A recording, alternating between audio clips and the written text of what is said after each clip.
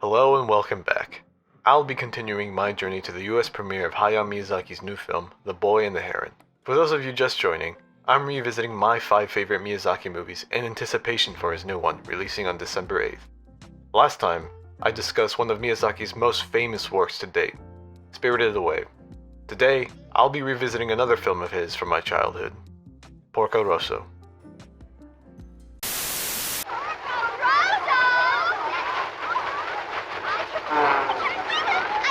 Hey girls, get out of here! You can get yourselves kidnapped in these skies, sweethearts. Similar to Kiki's Delivery Service, I was shown this as a kid, but have vague memories of it. I do remember watching Kiki's first, and more often, although I'm pretty sure I ended up liking Porco Rosso over Kiki's. On the surface level, there is a lot more going on, and it is easier to digest for most children, and I was most children. To this day, I love the vibes of this movie. I don't know if this was Miyazaki's intention, but it feels like a classic adventure sort of movie that would have been made back in the 50s or 60s, with some twists sprinkled in. Joe Hisaishi's music also adds to the classic feel. It has this jazzy element to it that makes the film feel more vintage. To me, this is his prettiest soundtrack. You really get the sense of the Adriatic's beauty, the adventure we go on, and the tragedies that Porco experienced during the Great War. Initially, most people will view this movie as a story about a war veteran with survivor's guilt, which it very much is. Porco, or rather Marco, witnessed the death of many friends during the Great War, and he feels that he should have died in their stead. He felt like they had much more to live for compared to him, and that they were better people. One example being Marco's childhood friend being killed in one of the deadliest dogfights of the war, while having a newlywed wife back home. Marco ended up being the sole survivor of the battle and seems to struggle coming to terms with that. Miyazaki could have been experiencing something similar during the production of Porco Rosso. What makes me think this is around the time when Isao Takahata passed away, Miyazaki stated that he has seen many of his friends pass, yet he still remains living. I don't know when he began experiencing this, but if it was around the time before Porco Rosso's production, he could have been alluding to that with the film. Or perhaps he has survivor's guilt from surviving the war in Japan when he was young. Either way, no doubt that Miyazaki is reflecting some sort of guilt in this film. Although I believe there's more to this film than just that.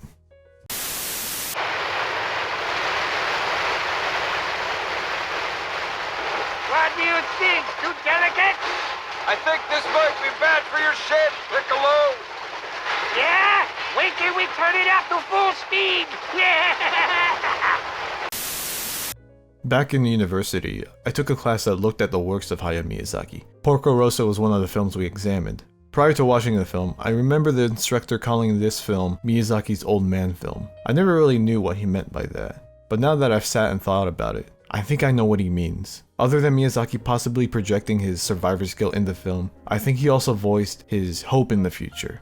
Hear me out. To me, Porco seems to be based off Miyazaki himself. Porco is someone who's quite grumpy and pessimistic, which the same can be said about Miyazaki if you've seen any interview with him.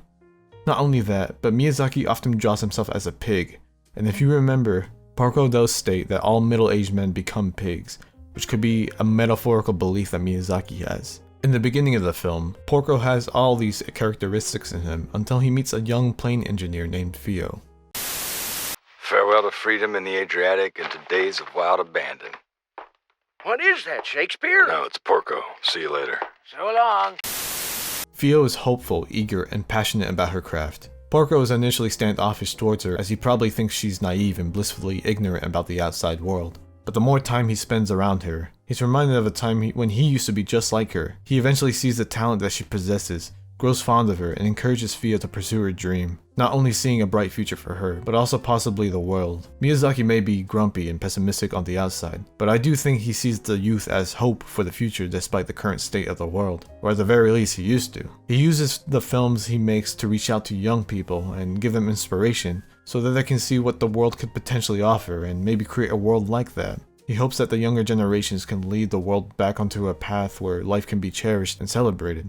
And that's why I love Porco Rosso. Honestly, this is the one Miyazaki film I probably took the most liberties in coming up with my own interpretations. But the fact that this film spoke to me in the many ways that I stated is why it has become one of my favorite Miyazaki films. To me, it's more than a whimsical adventure in the Adriatic Sea. It's a story of hope and overcoming guilt for something you couldn't help. Now that I think about it, Porco Rosso and The Wind Rises are actually the 2 Miyazaki films I have yet to see in theaters. I'll have to get on that one day.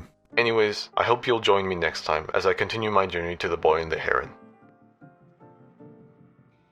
Okay, bye.